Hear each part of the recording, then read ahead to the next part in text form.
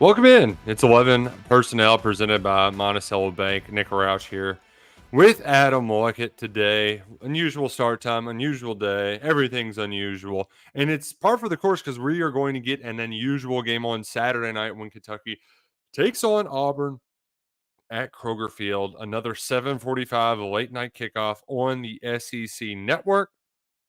We'll get you prepared for it. We'll get you geared up for it. But Luckett, yeah, today is just I just can't get out of my own way. Kind of feel like the Kentucky Wildcats right now. Oh, you're muted too. So that's yeah. I No. like your little backdrop there. It's new. It's Yeah, different. little derby print at my this is my sister's old room. There's their Northern Kentucky jersey is hanging up right over the other direction. Um, yeah, I'm here because there's like this weird spectrum outage everywhere, like, and it's sporadic at some places and others. That stuff happens, like it. And you know what? We find ways to adapt, react, readapt, react, adapt, act. But today they told me at noon that I had internet back. I went back to my house, made a sandwich, went to get on the internet, and they're like, "Oh, actually, you don't have internet. Go find it somewhere else." And so I went to find it somewhere else. I'd previously had it at a coffee shop, too loud to do a podcast there. Went to the library, and I forgot it was story time. I know the person who does story time at the library. Close old friend, was my wife's roommate for a while. I should have gone right to where story time was, where it ends, and just talk to her and be like, "Hey, can I use the basement? Is it cool?" Instead, what I do, I go to the front desk. You'll never believe this, like it, but the librarian, not very cordial or friendly. I could fill out a form to use the meeting room, and it could be processed within 3 days. I'm supposed to talk in 3 minutes, lady. This isn't going to be helpful. So we're running around like a chicken with our head cut off, which is it's just chef's kiss of this week. We've been long days, long nights. Was parked on the Waterson last night for about 30 minutes at like 10:30. So that it's just that's kind of like it's been, and that's how I feel like it's just You are having missed my September in October. That's yeah, what this yeah. sounds like. Yeah, it really does. It really does. To a lesser degree, you were dealing with like serious car issues, and I'm just dealing with pain in the asses left and right. But so I got to realize that it could be worse, and that's kind of what I have to tell myself with this Kentucky football program is, you know what, it could be worse. You could be Florida State. You could think you're great and undefeated and awesome, and then just never win a football game again unless you're playing Cal. So it could be worse. Yeah, I mean that game. We could have a podcast on that game. How Florida State lost that game. But our good friends don't want to hear about that right now on this show. And Nick, Kentucky and Auburn are playing in a football game on Mm-hmm. Saturday. Yep. Some would say a big football game, Mm-hmm. or at least for both teams, it's a big game. Yeah. Pretty desperate But teams. we're all just kind of waiting to see what happened, like how the season plays out. I mean, no matter what happens, this season's going to be a disappointment. Like their ceiling is, I mean, call it what it's probably. They're ceiling 6-6 right now. Yeah, I think even if it's like, what if they won out? I mean, they're not going to win out, but if they did, They're not going to. Auburn, yeah, yeah, yeah. But yeah, you're right. Like it's going to be six They and can't win a six at home game. best. You know, we'll get the Murray win, and they'll probably beat Louisville. I mean, if you just base it on historical like checkpoints of the Stoops era, they'll probably lose those two road games. Mm-hmm. They'll beat Louisville. They'll lose to Auburn, and they'll beat Murray. And it's a 5-7 season. Now they are dealing with a lot. I do want, I want to give condolences to. I meant to start the Yeah, show off with this, but Mark Stoops, it's a Mike weird Stoops, show. Yeah, lost their mother, and so definitely thoughts and prayers with them and their family and their loved ones. That's tough for anyone. yeah. And so, she I was mean, a little older, but still very, very difficult. And then Nick, I don't know if we ever said anything about Lonnie on the show. I can't remember if that happened yeah. after last week. Lonnie Demery, one of our colleagues, I think a lot of Mm-hmm. people are familiar with. It's been around Kentucky football media for forever. 40 And years. Yeah. a guy who didn't have an enemy, guy who had dozens of thousands of millions of friends. Mm-hmm. And so we're gonna miss him. I've already missed him this year, not having him around, but definitely gonna miss him and his presence, and just the joy I think he brought everyone in every room he walked in. So thoughts to the Stutes family, thoughts to Lonnie and his family and friends, us included in that.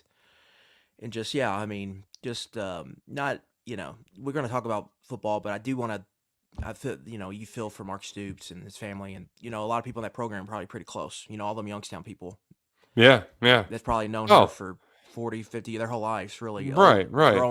Grown adult men in their 50s probably known her since they were high schoolers or maybe even before Yeah, that. So, yeah. That's I I I I can't imagine the emotional turmoil of it all and trying to compartmentalize it because yeah.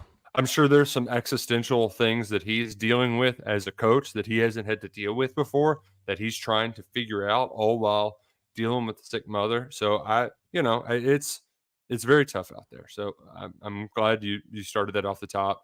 I mean, they announced it at like 12:30. I'm assuming it didn't just happen, and he was on the SEC teleconference shortly after doing his job, and he's I've had much better days, and it's tough. So thoughts and prayers out there with them as they deal with their own battles. It's it's hard to deal with, but we are going to, like you said, move on and talk about the football aspect of what's happening with Kentucky right now, and from just the Kentucky versus Auburn standpoint, we are kind of Spider-Man memeing these two teams, Yeah. where each team expected more, and they have plenty of talent, and Yeah. their records should be better than what they are, but for different reasons, they're both kind of stumbling all over themselves and kind of puking on themselves, and that's why the records are what they are. Because Auburn on paper, I mean, that's what's even more jarring. It's almost like Kentucky and Auburn are they're similar but different. Whereas like Kentucky has the good defense that's kept them in these games, that's made it close, that's made it respectable. Auburn's got the good offense, and then for Auburn, Eh, it's turnovers, yeah. Yeah. and then Kentucky, it's just can't score points. Like they just move the ball and then they can't score at all. For Auburn, Nick, they are sub 100 points per drive on offense, but they're top 25 in most major metrics. Yards They've per got it. play is the one that really popped for They're me. 13th in yards per play, top 50 in success rate. Jarquez Hunter is on a 1,000-yard pace. They've got multiple receivers averaging over 20 yards per reception. Keandre Lambert-Smith is having an all-SEC caliber season at receiver. But turnovers, they've got 16 turnovers through 7 games. Red zone touchdown percentage, 99th overall. Third down conversion rate, 72 overall. So situationally, they're really hurting themselves. The scary part about this matchup is there's a lot of similarities between Auburn and Florida as an offense to me. Yeah, yeah. I did want to just note the red zone touchdown and third down. They're just right next to Kentucky in those. Yeah, they're top 30. They're top 30 in yards per non-sack rush. They're top. Let's see here. They're top 20 in yards per dropback. So like they're gobbling up yards. They're just not finishing drives. But the one thing, they've got really good receivers, and Peyton Thorne has hit on some big plays. He's averaging 9 yards per attempt on the season, and he's only completing 58% of his passes. So when you see those two numbers, that should tell you, oh, this team's pretty explosive. Yeah. If he doesn't have a good completion percentage and he's averaging nearly a first down per pass play, he's hitting on a lot of explosives, and that's the scary part, I think, for Kentucky in this matchup, Nick, after what we just saw Yeah, down it's there in it's DJ Gainesville. Lagway. I'm not going to complete a bunch of passes, but when I do, they're big plays because you mentioned Keandre Lambert Smith from Penn State, very talented pass catcher, and then Cam Coleman, who he had a touchdown in that Last Missouri week, game yeah. in the back of the end zone. That was an impressive. Um,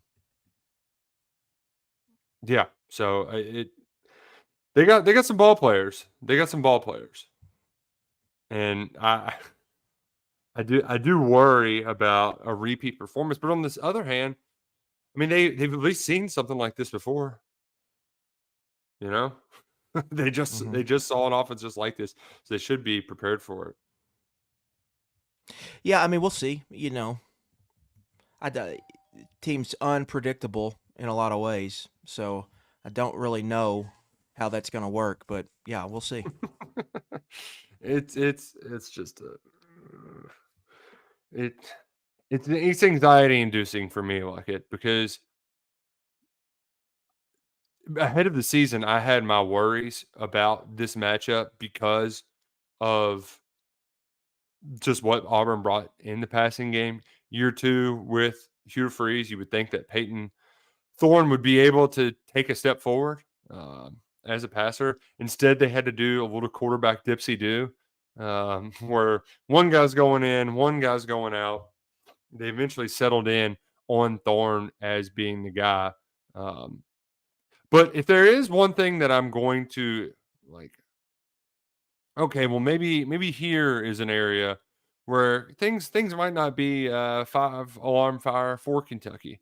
Um, hey, what if Kentucky just runs the ball well and instead of getting stopped short of scoring, getting stopped short of converting, what if they just punch it in? What if they just score all the way?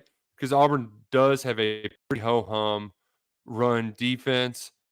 If there is an area where Kentucky might be able to have some sort of leg up, it's being just run heavy, running the damn ball, and getting north south on these guys. That's really where I feel like it's like okay, well here's at least one good thing that maybe Kentucky can hang their proverbial hat on, Mr. Lockett. Yeah, didn't really hear what you said there, Nick. These new construction homes, man, I'm always dealing with something. There's always somebody knocking on the front door. The dog's going nuts. So we've got excavators out here doing something. Oh, Sorry for the audience. I mean, I'm not dropping car seats off. Like, can we? It makes me wonder too. Like other people don't have these big dumb issues. Like, how do other people who work from home have normal anythings? Because I can't. And somebody I from don't. Manchester, You New don't. Hampshire is calling me right now. Like, what the hell's going on? I don't know anybody from Manchester, New Hampshire. I So give me the actually, rundown. Were you saying Kentucky's run game? That's where they yeah, could have some success. yes, because the Yeah. run defense for Auburn's pretty Okay. bad. I mentioned the overall what Auburn is on offense and how it's similar to Florida and how it's scary. To me, Auburn's defense is like it's not as good as South Carolina. Mm-mm. It's not as good as Georgia. It's not as good as Ole Miss. It won't be as good as Texas or Tennessee, Tennessee, yeah. but it's like Florida's to me. And so, and they have two really good edge pass rushers, which is concerning. And so, to me, Kentucky's going to move the ball. They're going to create scoring opportunities. Just can they finish? Right? Like that's Yeah. really what the game kind of comes down to me. Well, and I don't feel very great about Kentucky's chances here for a lot of reasons. One, they haven't played well in a home SEC probably since Tennessee last year, and they got into an early hole. Um, and that's the issue, right? Is if you get yourself in an early hole or you shoot yourself in the foot, you say, "Oh, here we go again." And mentally, I I don't know where they'll be if they run into the same issues again. Like I think it just might snowball out of control like that. yeah, and I think you could also make the case for Auburn. It could snowball out of control because the turnovers are a big deal. Peyton Thorne has kind of avoided them the last three or so games, but Um, he has a lot. I mean, he's thrown double digit interceptions three times, I believe. This will be the fourth time. He will get the double digit interceptions. So it's a guy that will turn the ball over. So if Kentucky can take advantage, they're undefeated when they win the turnover margin. If they win the turnover margin, they'll probably win the game. But I think in this game, like I would feel better if I had a lot of confidence that Kentucky's defense would force multiple turnovers.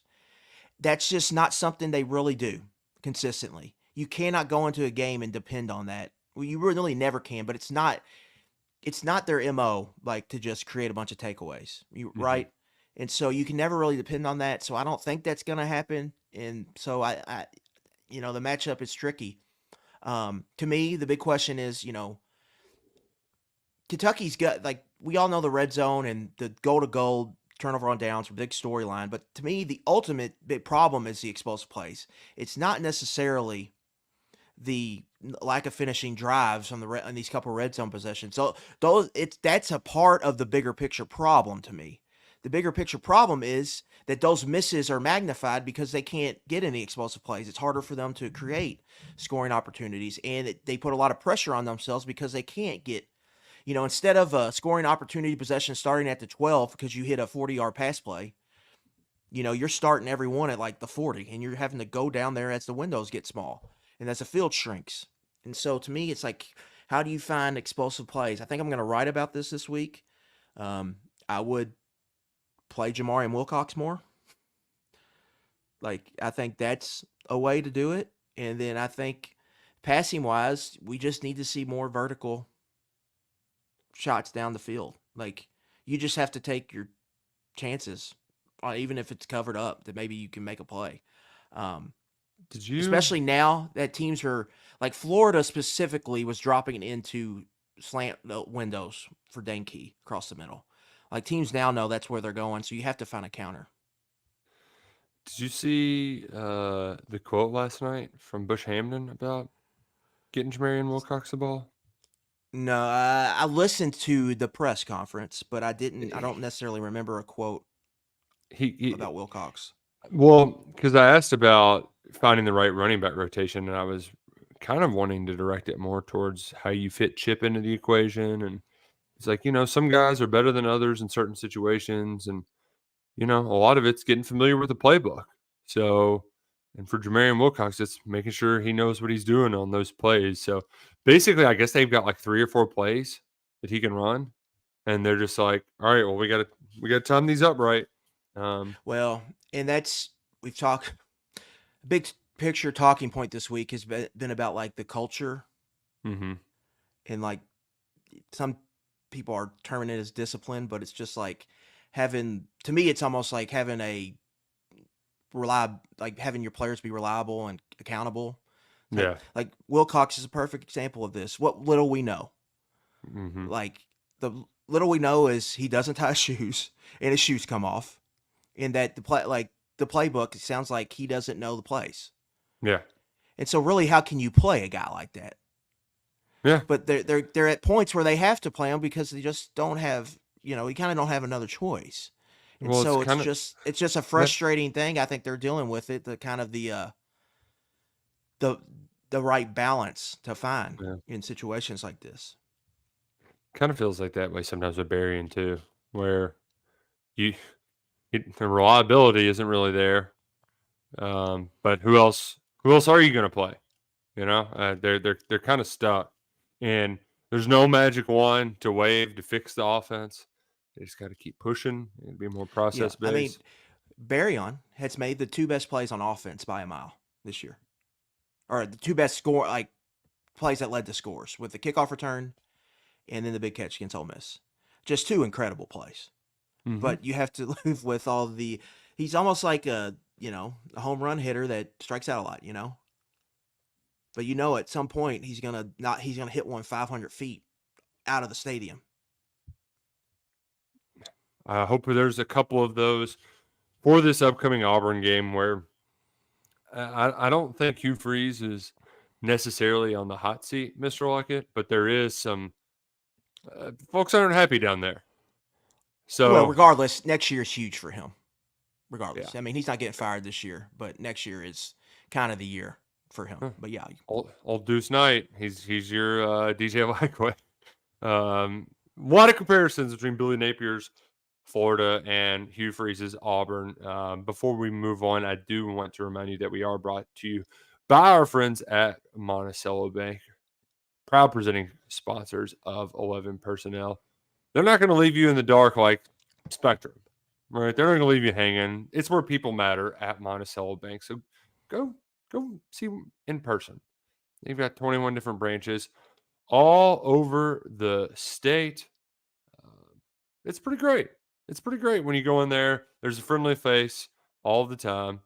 So just come say hey at Monticello Bank. Visit them online, nbcbank.com. Check out their rates. They're going to put the numbers on your side and make sure you get the best deal possible, whether you're looking for home loan, auto loan, whatever it may be. Monticello Bank has you covered. NBCBank.com or bank anywhere you go with a Go NBC mobile app. Monticello Bank, member FDIC, equal housing lenders, proud presenting sponsor of 11 Personnel. Yeah, Luckett, Nick. Yeah, I was just going to kind of tie things back to your original point because I feel like yeah. I that want to we ask need you to a get. question. Okay. Okay. Realistically, like a Yep. realistic answer. What is the best case scenario here for these last 5 games, and then for the program moving forward for you?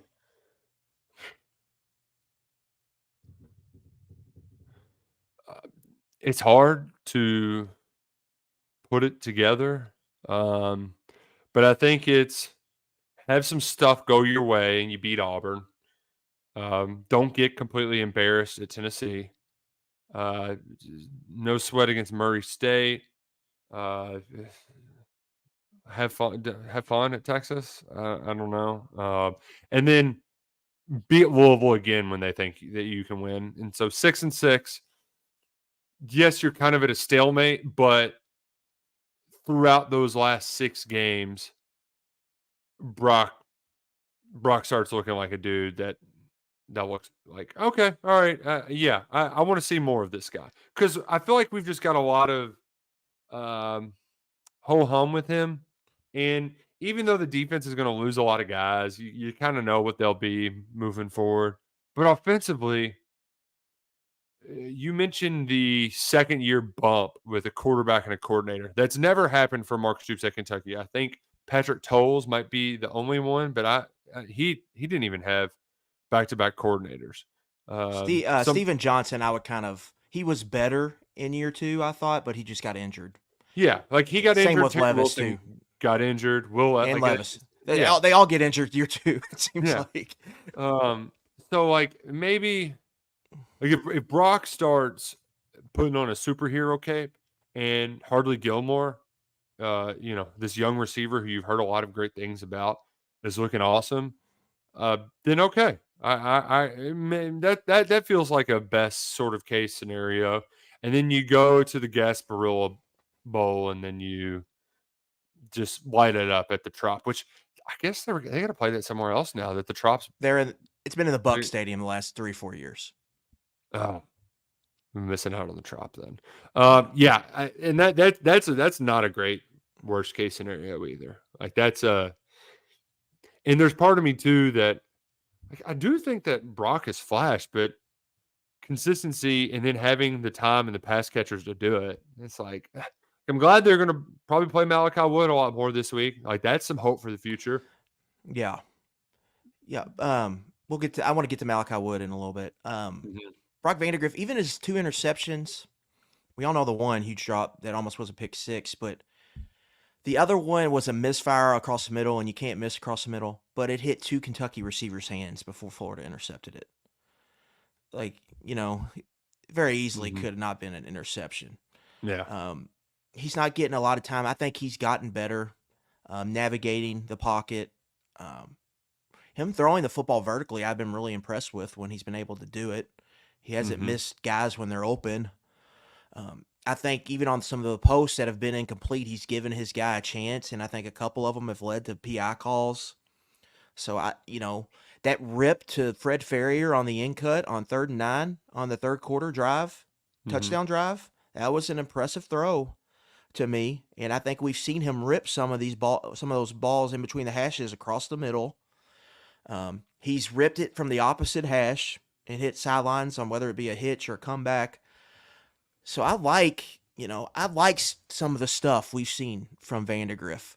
Kentucky doesn't win that game without his big throw against Ole Miss and some of the tough Mhm. runs he had against Ole Miss. I think the best case scenario, game to game, would be find a way to beat Auburn, find a way to beat Louisville, beat Murray State, and then Tennessee or Texas, make one of them sweat in the fourth quarter. Get to 6-6 and get a bowl game. But I think Vandegrift is a key part in all of this. And I wrote about this today at KSR Plus, and he's like his development his play development, whatever you want to phrase it as, over these next 5 games are the biggest storyline for the team and the program. I think bigger picture. I think you really have to look at what they need and what they'll have to do from a roster building standpoint after the season is over. You're going to need another portal receiver. You're going to have to portal multiple linemen. Defensively, you're going to have to portal, and you're probably going to need 3 to 4 starters to come from the portal. Edge, linebacker, safety. That's 3. And maybe defensive tackle, 4. You're going to need all that. And so all that costs money. Like if you want to get, especially if you want to get good ones, you really can't afford. Like you don't really have a choice. You have to you have the opt-in button on the quarterback coordinator continuity. You have to do that. So regardless, Brock Vandagriff is your guy next year. And to me, if it comes down to making a decision whether I want to do this again, I think that's going to be key in Stoops' decision if that's in his head. Like, do I want to do this again and try to rebuild it without a legit star at quarterback? And so I think Vandagriff's play over the next 4 or 5 weeks could determine what direction Kentucky goes in next year. Regardless of the path, they, as presently built, without just a super overhaul of the raw, like I'm talking about like just totally gutting it and then going and doing like a 30-man transfer portal thing. They need him to be good next year. He has got to be one of their best players. That's how this roster is built. And so if you don't think he can become that, or that's not how it's looking, then next year, Nick, it gets really bleak. And then it's like, how are we even going to do this? And then what players on offense think, I don't want to do this again. I want to go play on a better offense. I'm going to leave here. It's been great. I think and it's not fair to him, but I think there's a lot riding on. He's Obi-Wan Kenobi. He's our last hope, right? There's a lot riding. Well, I think there's a lot riding on him, and I think his play could determine what a lot of key decisions in that football building over the next in December, but over the next 4 or 5 weeks, all those decisions will be solidified. And again, it's not fair to him, but there's a lot. Like to me, there's a lot. Like that is the story to me of these next 4 or 5 games. That is a lot is on the line, and whether if I think if Stoops going to leave is kind of the big question mark. Is he going to look for an exit plan? I know everyone's like, well, he might want to come back if they have a 5-7 season. To me, if they have a 5-7 season, like it's hard to look at next year and not think it could get worse before it gets better. Yeah. So do you want to come back and go 4-8? These are cue the Dusty Rhodes Hard Times speech, but that's what it feels like a little bit. And they honestly, and I think preseason we even talked about this, Nick. They needed Brock Vandagriff to be good. You didn't need him to be great this year, but you needed him to show progress. I think he has to this point, but you really needed, I think, him to hit another gear. Well, especially by this time of the year, he got better protection against Florida. You'd expect him to have a little bit better protection against Auburn as well. So, yeah, I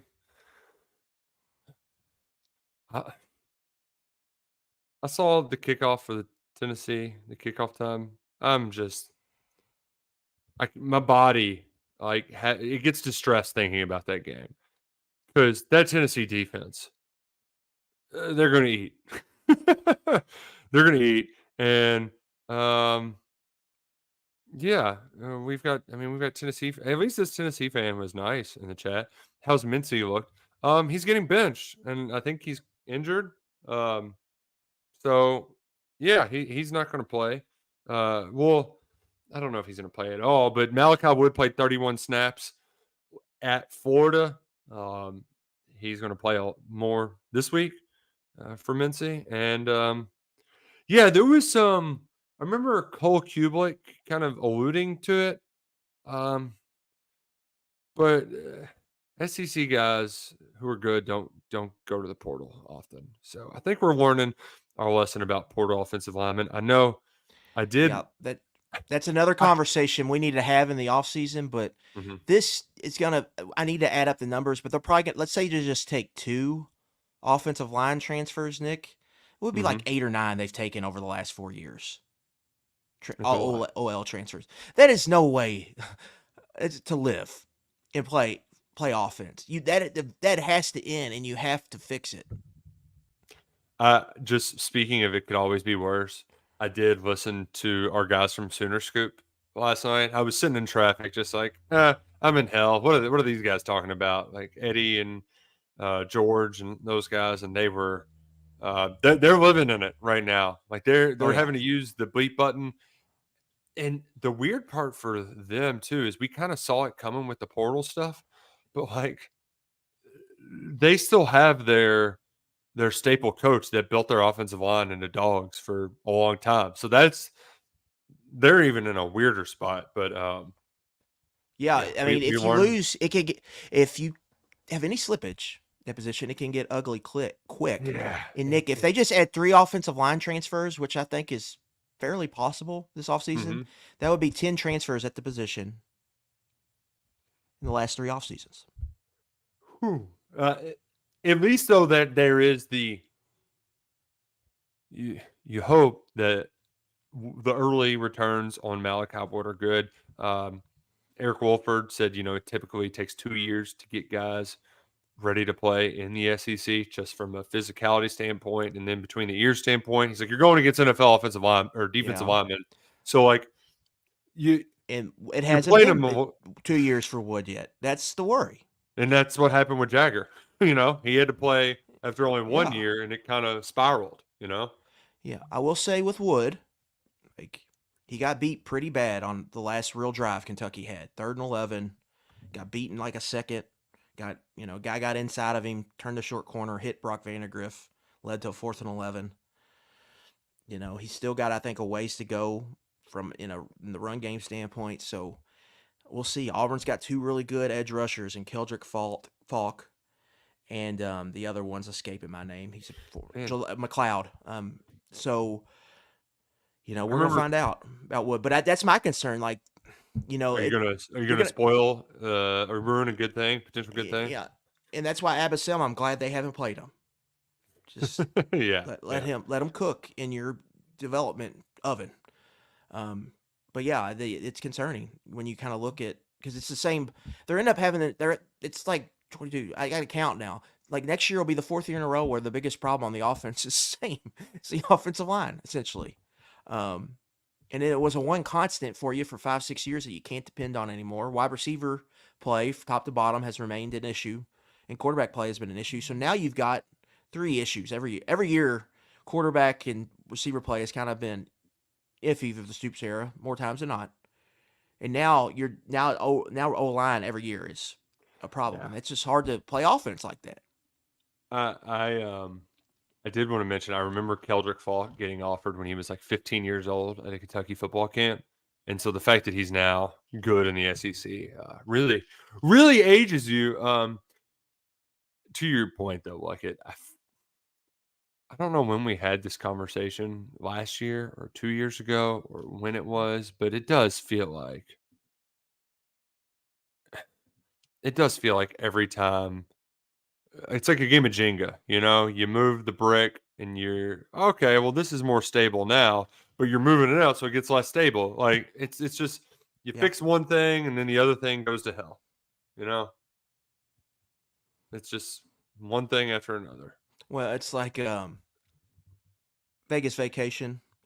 Yeah, Go to the see the Hoover dam. Dam. Yeah, Yeah, it's everyone knows that just scene. If you haven't, that watch that's Vegas Vacation. let's rank the vacations. Okay. Not the reboot, but the originals with Chevy Chase and the alternating cast of children, which is a hilarious concept that I didn't really understand when I first saw it. But how would you rank them, like it? Christmas original, Vegas. Yeah, then European last. Yeah, European. I don't even count that one. It's kind of like Rocky Five. That's I think that's the correct order.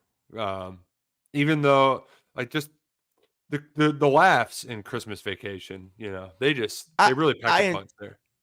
Vegas is third, but I really enjoy that movie. Doesn't Rusty somehow like is he gets blue hands or who gets the blue hands? That's What? Dad Chevy. He gets the blue Yeah, hands. Clark. How Yeah. does he gets his hand stuck in a no, it's the bag of money, right? That Yes. one's a little fuzzy for me. Rusty is Nick Papagiorgio. Yeah. Can't lose a bet. Guy has a fake ID. Uh-huh. And they get to drive. He won 4 cars or whatever, and they each drive him home at the end. Mhm. Mom dates Wayne Newton. Daughter becomes a nightlife girl. Just a great. I mean, just entertaining movie all the way around. What's the game they're playing at the end when they're down on their luck and he's like down to his last dollar and he's trying to win Keno. it back? I thought it was Keno. Yeah. And was it Keno or was it something even more ridiculous? I think it was It felt Keno. like it was like spin the wheel and see if you can land on the number. Jack can help us out, but I'm almost positive it was Keno. And the guy dies. Oh man, I need to get to Vegas. Maybe. Okay, so speaking of, I don't think we're gonna keep this Vegas bowl streak alive like it, or this any bowl streak alive. I don't think Vegas is in the cards. Or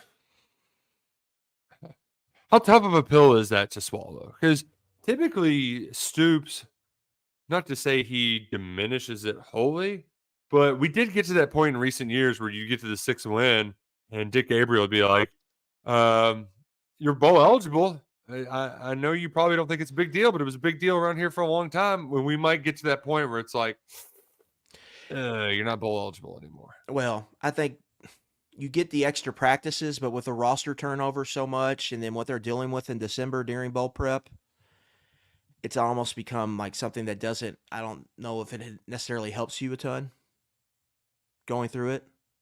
Same with spring practice in a way is like that now too, Nick.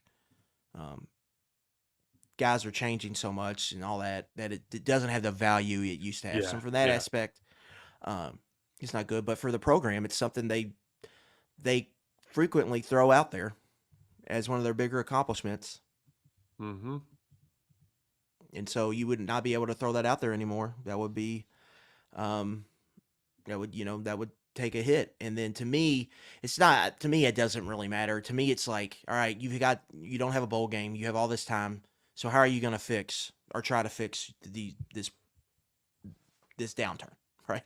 Mm-hmm. So how do you go about that? And how do you message that? And what are your actions? So that would be interesting to see. Or do you do what we saw last offseason, Nick, was where they really didn't.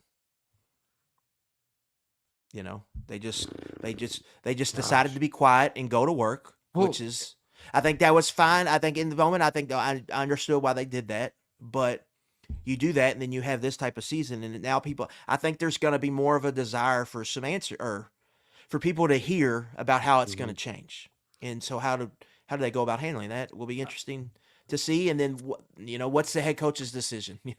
I think that's what everyone is waiting on, whether that's fair or not, because he's never said it specifically, but there's some stuff piling up. And I believe his son is finishing his senior year of high school too, and is going to be playing D2 college football next year. So, I'm going to go see your son play college football. Pretty sure he's a senior this year. I'm almost certain of that. Yeah, and again, like there's here. Yeah, you got it. Go. Next season has a great chance to be really rough. Like the odds are not low. Like they're gonna have a lot of I think kind of foundation things to change and flipping the roster in a tough schedule. I mean, look at the home schedule next year, what it could be. That home record could get worse before it gets better.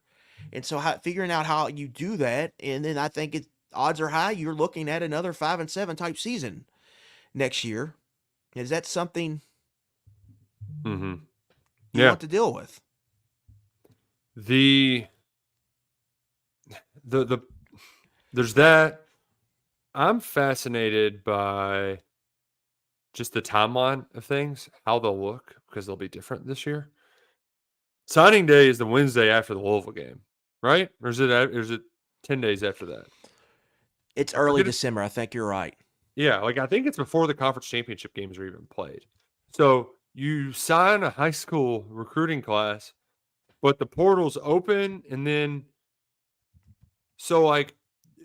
typically we would have, let's say Stoops does decide to stay. He signs. We hear from him on Wednesday after the season, and then maybe they do another thing when the portal kids arrive, but there's no guarantee on that, because like when do they? There's not a signing day for portal kids, so if we go in bunker mode again, when are we going to hear from them? Like Yeah. there's a lot of that part fascinates me, and I do get the sense based on Stoops' responses this week that he's probably going to go in bunker mode again, where he's like, I can't say anything that y'all won't kill me for, so I'm just not going to say anything.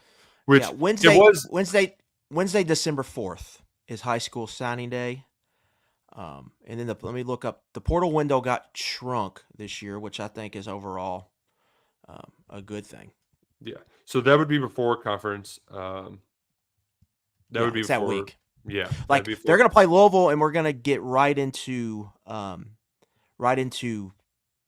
signing day mode, and then the portal, Nick, opens December 9th and runs through December 28th. Okay.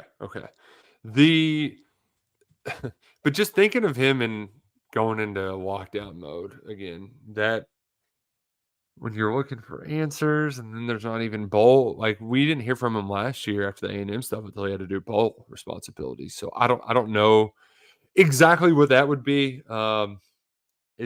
It could get messy. I did think it was funny though that he was like, it's hard because y'all are people will twist my words, they'll clip something and it'll get taken all out of context. And then it was immediate where somebody said, if you just look at wins and losses, you don't know ball. And like he's talking about Auburn. And I get what he's saying, but that's why he gets paid the way he does. Yeah. It's to take some of those body blows or shots in the public eye. And when you're losing games, that stuff's going to come. But when you're winning games, those same people are probably defending you online to the bitter end. I know, and like I bet SEC Mike just showed up just so he could say, "Oh, C+ coach, huh?" Which is always. Yeah, but I do. We're just eating a lot of what right now, like it. And before we move on, I do need to mention that we are brought to you by Game Time. So we're down. We're not all the way out because Game Time is the best, fastest, most efficient way to get tickets to your phone to all the best games. So, it's going to be nice out Saturday night. Great fall weather for football. It's going to be a great tailgate. You don't need to have tickets left. Just hit the GT Picks button, toggle over. You're going to get the best deals at the best price on the Game Time app, where Saturday they're going to be honoring the 1984 Hall of Fame game team that was 9-3. So, yeah, go give a salute to those guys. 40th anniversary for that crew. But yeah, Game Time, it's the best way. It's the best way to get tickets anywhere and everywhere at Game Time. It doesn't matter if you're going to go to Kentucky Auburn or if you want to go to a comedy show or there's a lot happening. Especially like the holiday break time. I'm a big fan, Luckett, of buying tickets as a Christmas gift because you kind of get in on the tickets as well too. So gametime.co, and man, they've got World Series tickets. Tough tickets for this World Series game. And it's the ultimate hoodie weather game this weekend, Nick. This would be my favorite weather for a game. At 8:00 p.m., 55 degrees, clear, wind 6 miles an hour. Going to get down to like the high 40s, like ultimate hoodie weather. And you don't have to deal with the wind too, which is a plus. This is my favorite weather to go and watch a game. And so you're going to get that at least. The Keeneland double dip. I do think it's going to be a good crowd. I think some people are like, oh, it's going to be a terrible crowd after that. I think it's going to be a good crowd. And so we'll see what Kentucky can do with that. The first step of anything moving forward is they got to start winning some home games. So this would help, I think, calm the waters down around the program for at least a little bit. And you don't want to go 0-4 at home because guess what? If they go 0-4 at home, guess what we're going to be writing? Like the last times Kentucky went winless at home, and it's going to be some teams you don't want to be associated with, right? Mark Stoops' first team, the 2012 team, probably one or two of Bill Curry's teams. It's not an area No, you want to be you in. you don't want to be mentioned in the same breath as Bill Curry. I gotta say, Luckett, sometimes you uncover some stats that really shock me, and this was one that I felt like I should have known, but I was still shocked that Kentucky has never beaten Auburn at Commonwealth Stadium, Kroger Field. That I Mhm. just can't. My brain is just. I can't. What? Huh? They're what? Part of that's the ridiculousness of how they schedule in this Right. conference, Right. Yeah. right? With Like the divisions. yeah, and even so though, you're like, well, didn't when they played young, but I guess they just lost those games. I remember Auburn was actually the first game I ever went to. It was probably 96 or something like that. In the Bill Curry era, where I only remember it because I got to high five the mascot on the way out of the game, And the second game was the beating Bama. So game two, a lot better than game one. Um, but I and then they've also played Auburn really close over the years at Kroger Field. Like the 15 game they should have won. The Cam Newton game Yeah. there, they had him on the ropes. I do appreciate that SEC Mike pulled up that Hugh Freeze's career record in the SEC is 22-30, which I would have assumed is not that bad. But maybe it only took a couple good years at Ole Miss to have our brain switch around. And maybe that's the same thing about Mark Stoops, where you think it's better than what it actually is because of a few really good years, and then you can pad the win loss in the non-con. So, Yeah. um, Nick, I'm 35 years old, and Saturday will be the sixth time since I've been born that Auburn has played at Kentucky. easy. This is It's teams that have been nuts. in the same conference, but it's only so it's only Founding happened. members of the Yeah. SEC. Right. Right. I mean, the league's going on 100 years, and they've played, six times in the last 35. And a couple of those games were blowouts. The other three were decided by 12 points or less. So again, like they've played close games. Kentucky just I, I would hasn't like won to them.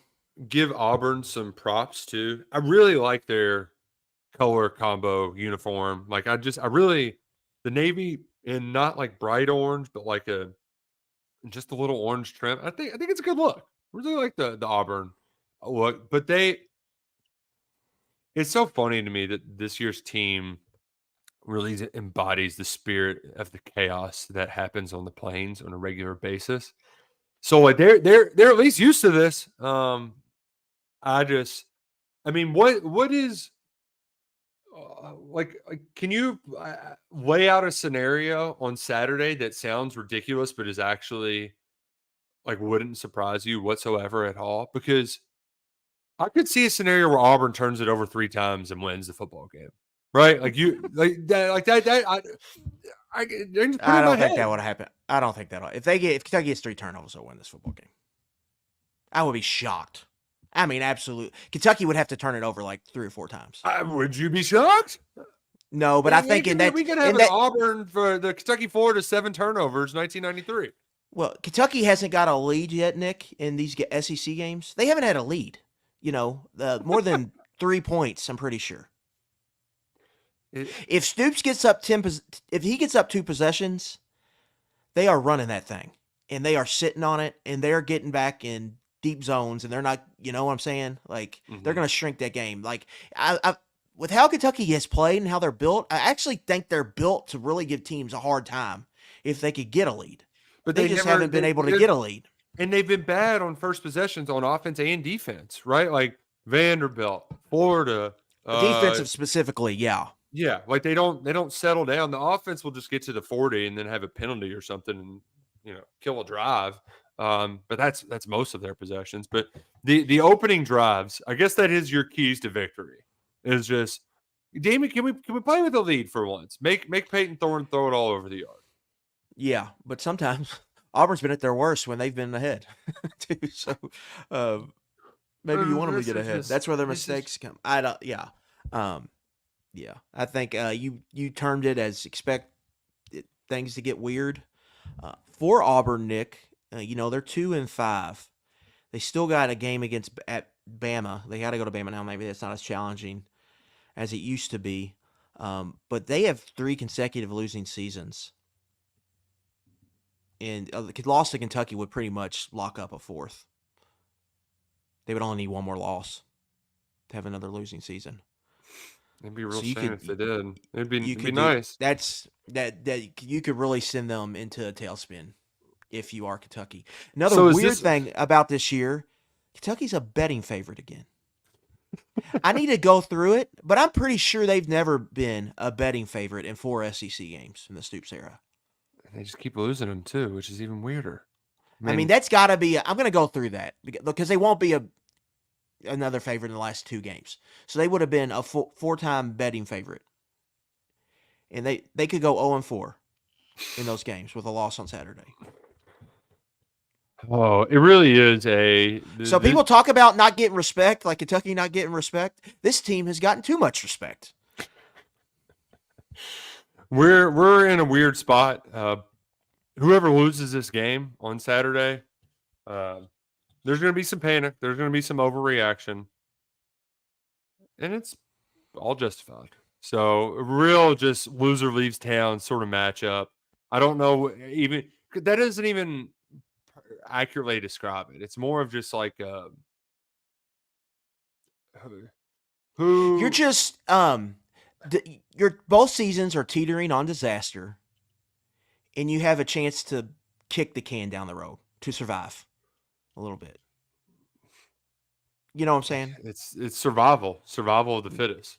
Yeah, just to get a win. One, like as a team in football, things can just you can lose control, and teams can split and you divide if you go length of time without winning. So just getting a win can help keep everyone bought in and all that, right? I mean, it's giving me anxiety just thinking about Kentucky as a program. They really need this win because that home record is going to be brought up over and over and over. Specifically if they don't win this game. It's going to be brought up regardless, but they really, really, really need to win this game just to avoid having that 0-4. And really, they would be 0-7. They would have lost 7 consecutive SEC home games if they don't win on Saturday. What on the line? What on the line? Man, yeah, I think that's a good point to sort of wrap this thing up, put a bow on it, because we're in a weird spot. Things might get a little haywire on Saturday. Hopefully they don't. But definitely in a weird spot. Luckett, let's get this all figured out. Let's settle down. Let's just get it all back together. Reel it back in. I will say this: there's still 5 more games to go. There's probably going to be some lows, but I definitely think we'll see some highs and we'll see good moments. We've seen this team go toe-to-toe with what you just saw what that Georgia monster did last weekend, and we've seen them go toe-to-toe with Ole Miss, who I think has a really good chance here, Nick, to win out and go 10-2 and get in the playoffs. So we've seen them go against the best and compete against the best. So they have that in them, and I bet that they'll probably figure out a way to play really well and look like a top 15 team again, at least one more time this season. Yeah, it's and just so they have it in them. You hope that they don't lose the opportunity to be that team because they stubbed their toes too many times earlier. Yeah, and I also think, getting the efficiency is honestly the hardest part they have on offense. Like able to move eventually I do think they'll probably dumb luck themselves into a few explosives and have a big game on offense. But break tackles. It's very hard to predict that when that's what all we've seen to this point. And so we'll see if they can finally maybe break the dam at some point. But I do think that they have a performance in them where it's like, oh wow, they're getting some more explosive. That actually looked somewhat easy, that scoring drive. But but again, I'm not predicting that because why would you? That'd be crazy. But I do think that eventually they'll find a way to bust through in one of these games here down the stretch. And what recent history tells you, it'll probably be the Louisville game. They'll probably just figure it out against Louisville's porous defense, and they might look like one of the better offenses in college football that day. Oh, man, it might be too little too late, but hey, we'll find out on Saturday. That's why they play the games. 7:45 on the SEC Network. We'll be there, and hopefully it won't be too bad. Hopefully we're not there all night just slogging through misery. He's Adam Luckett. I'm Nick Roush. Go Cats and go Kroger.